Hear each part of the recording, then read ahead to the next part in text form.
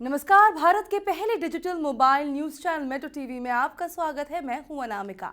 Bulletin की शुरुआत करते हैं आज की हेडलाइन से। संसद के दोनों सदनों में उठा अगस्टा वेस्टलैंड डील घोटाला मामला। राज्यसभा में विपक्ष ने किया हंगामा। कांग्रेस ने केंद्र पर इटली सरकार से डील का लगाया आरोप।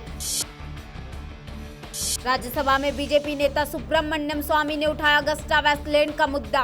सोनिया गांधी पर लगाया रिश्वत लेने का आरोप। हंगामे के बाद राज्यसभा की कार्यवाही स्थगित।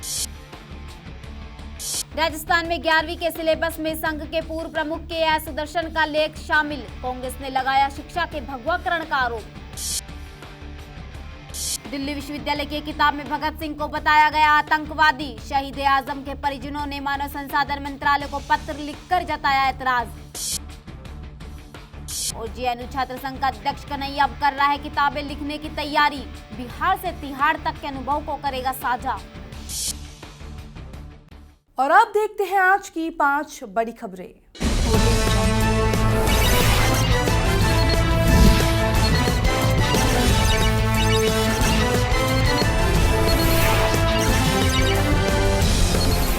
अगस्टा वेस्टलैंड डील घोटाले का मामला आज संसद में भी उछला। राज्यसभा में कांग्रेस नेता गुलाम नबी आजाद ने आरोपी क्रिश्चियन मिशेल की लिखी चिट्ठी का हवाला देते हुए सरकार को घेरने की कोशिश की। मुद्दे पर राज्यसभा में विपक्ष ने जमकर हंगामा किया। उन्होंने कहा कि अगस्टा वेस्टलैंड को यूपी की सरकार ने ब्लैकलिस्ट किया था, लेकिन फिर भी मोदी सरकार ने उसे मेक इन इंडिया मुहिम में हिस्सा लेने की अनुमति दी। उन्होंने सवाल किया कि क्या भारत सरकार की इटली सरकार से कोई डील हुई है। कांग्रेस के आरोप पर वित्त मंत्री अरुण जेटली ने जवाब दिया। उन्होंने कहा कि इटली के प्रधानमंत्री से सरकार की कोई बात नहीं हुई। कांग्रेस की ओर से लगाया गया डील का आरोप बेबुनियाद है।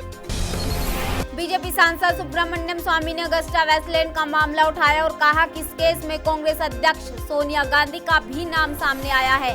इस पर कांग्रेस के सांसद शोर मचाने लगे और सदन में हंगामा शुरू हो गया, जिसके बाद सदन को 10 मिनट के लिए स्थगित कर दिया गया।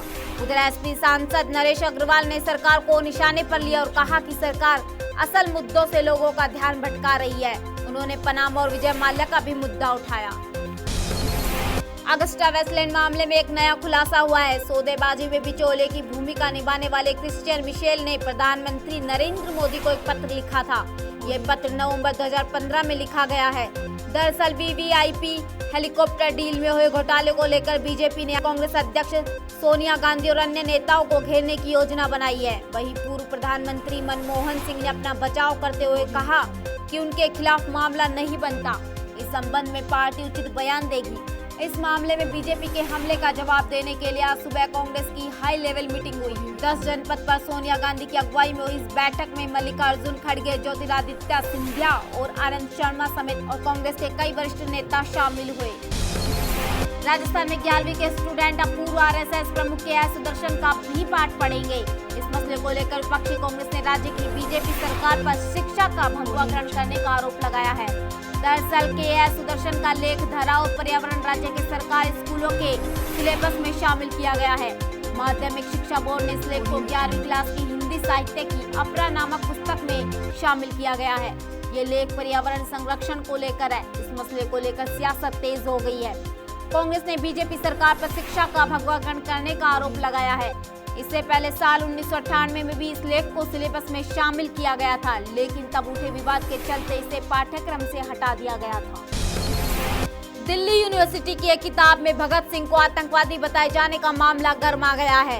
इतिहासकार और नेता इसका कड़ा विरोध कर रहे हैं। यूनिवर्सिटी की किताब में भारतीय क्रांतिकारी और सोशलिस्ट शहीद भगत सिंह को आतंकवादी कहा गया है। दरअसल ये दिल्ली यूनिवर्सिटी के हिंदी माध्यम कार्यान्वयन निदेशालय की ओर से प्रकाशित भारत का स्वतंत्रता संघर्ष किताब के एक चैप्टर में भगत सिंह और उनके साथियों को जगह जगह आतंकवादी लिखा गया है। भगत सिंह के परिजनों ने इस पर ऐतराज जताया है। भगत सिंह के छोटे भाई कुलबीर सिंह के पोते ने शिक्षा मंत्री स्मृति ईरानी को पत्र लिखा है।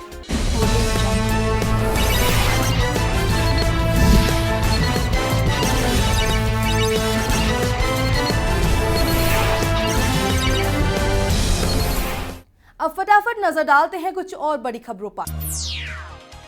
देशद्रोह के मामले में जेल जा चुके जेएनयू छात्र संघ के अध्यक्ष कन्हैया कुमार एक किताब लिखने जा रहे हैं। इस किताब में कन्हैया बिहार के गांव से लेकर जेल में जाने तक के अपने सफर के बारे में लिखेंगे। कन्हैया ने बताया कि इस किताब का नाम बिहार टू तिहाड़ होगा। कन्हैया ने यह भी बताया कि उन्होंने किताब के लिए एक पब्लिशर के साथ कॉन्टैक्ट भी किया है और ये हिंदी और अंग्रेजी में छपेगी। कन्हैया ने कहा, मैं अगला सेमेस्टर शुरू होने से पहले इस किताब को पूरा कर लूंगा। उत्तराखंड में आज राष्ट्रपति शासन मामले में सुनवाई थी, जिसे पूर्व सीएम हरीश रावत के आग्रह पर सुप्रीम कोर्ट ने दोपहर 2 बजे तक के लिए स्थगित कर दिया है। पिछली सुनवाई में केंद्र की अर्जी पर सुप्रीम कोर्ट ने 27 अप्रैल तक उत्तराखंड में राष्ट्रपति शासन का आदेश दिया था। सुप्रीम कोर्ट ने उत्तराखंड हाई कोर्ट के राष्ट्रपति शासन हटाने के फैसले पर बुधवार तक की रोक लगाई थी और हाई कोर्ट को लिखित आदेश देने के निर्देश दिए थे। विशाखापट्टनम में दुवड स्थित Biomax fuel limited biofuel plant में भीषण आग लग गई है। आग 8 डीजल टैंकों में लगी है, जिस पर काबू पाने के लिए मौके पर दमकल की करीब 40 गाड़ियां भेजी गई। अब तक कई टैंकों में लगी आग बुझाई जा चुकी है। अन्य टैंकों में लगी आग पर काबू पाने की कोशिश में जुटी है गाड़ियां। ऑपरेशन में नेवी भी शामिल हो गई है।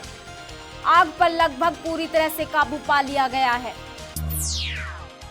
सुप्रीम कोर्ट ने बिजनेसमैन विजय माल्या को विदेशी मुल्कों में मौजूद सभी संपत्तियों के बारे में जानकारी देने को कहा है। ऐसे में जांच एजेंसियां इस बात पर विचार कर रही है कि उनके 9 करोड़ के घोड़े का क्या किया जाए। माना जा रहा है कि माल्या ने आईडीबीआई के लोन का एक हिस्से से यह घोड़ा खरीदा था। ठप हो चुकी किंगफिशर एयरलाइंस के स्टाफ को जहां सैलरी नहीं मिली, वहीं रेसिंग घोड़े एयर स्पोर्ट पर करोड़ों खर्च कर डाले। इस घोड़े को माल्या ने 2014 में अमेरिका से इंपोर्ट किया था और इसे बेंगलुरु के पास मौजूद अपने फार्म में रखा था। अमेरिका में राष्ट्रपति पद के चुनाव में रिपब्लिकन उम्मीदवार बनने के शीर्ष दावेदार डोनाल्ड ट्रंप ने सभी 5 पूर्वोत्तर राज्यों में बड़ी जीत दर्ज कर पूर्वी तट प्राइमरी चुनाव में सूपड़ा साफ कर दिया, जबकि डेमोक्रेटिक उम्मीदवार बनने की शीर्ष दावेदार हिलेरी क्लिंटन ने मैरीलैंड, डेलावेयर और पेंसिल्वेनिया में जीत दर्ज की। ट्रंप ने मैरीलैंड, कनेक्टिकट, डेलावेयर, पेंसिल्वेनिया और रोड आइलैंड में जीत दर्ज की। इसके बाद अब ट्रंप की पार्टी उम्मीदवार बनने की दावेदारी और अधिक मजबूत हो गई है, लेकिन वो उम्मीदवार बनने के लिए 1237 डेलीगेट की आवश्यक संख्या को अभी तक नहीं छू पाए हैं। कंगना रनौत और ऋतिक रोशन के बीच चल रहा विवाद खत्म होने का नाम नहीं ले रहा। अब बॉलीवुड की क्वीन और किश में फोटो वार शुरू हो चुका है। कंगना के फोटो रिलीज करने के एक दिन बाद ऋतिक की टीम ने कई तस्वीरें रिलीज की हैं। ऋतिक की टीम ने इन तस्वीरों के जरिए यह साबित करने की कोशिश की है कि जिस पार्टी और फोटो को लेकर ऋतिक कंगना के बीच किसी रिश्ते की अफवाह फैलाई जा रही है वो गलत है। जारी की गई तस्वीरों के जरिए साफ किया गया कि जिस पार्टी में ऋतिक और कंगना की फोटो ली गई उसमें सुजैन भी मौजूद थी। इन तस्वीरों को लीक कर यह बताया जा रहा है कि कंगना के साथ ऋतिक का कोई अंतरंग संबंध नहीं है। ब्रांड एम्बेसडर बनकर करोड़ों रुपए कमाने वाले सितारों के लिए बुरी खबर है। अगर साबित हो गया कि जिस चीज का विज्ञापन कोई सेलिब्रिटी कर रहा था वो भ्रामक और ग्राहकों को बेवकूफ बना रहा है, तो उन्हें 50 लाख तक का जुर्माना ही नहीं 5 साल तक जेल की हवा भी खानी पड़ सकती है। उपभोक्ता मामलों की स्टैंडिंग कमेटी ने कल संसद में जो रिपोर्ट सौंपी है उसे देखकर कंपनी और उनका सामान बेचने वाले सेलिब्रिटीज की नींद उड़ सकती है। इस कमेटी ने उपभोक्ता हितों की रक्षा के लिए कानून में बेहद सख्त उपाय करने की सिफारिश की है। इंडिया का मोस्ट वांटेड दाऊद इब्राहिम भले ही पाकिस्तान में रहता है, लेकिन भारत से उसका संपर्क आज भी बदस्तूर बना हुआ है। दाऊद इब्राहिम लगभग रोजाना भारत में बात करता है। उसके चहेतों की लिस्ट में कई नामचीन लोग भी हैं। इन हाई प्रोफाइल लोगों में कई भारतीय राजनेता भी है। दाऊद इब्राहिम से बात करने वालों में महाराष्ट्र के एक ताकतवर राजनेता भी है।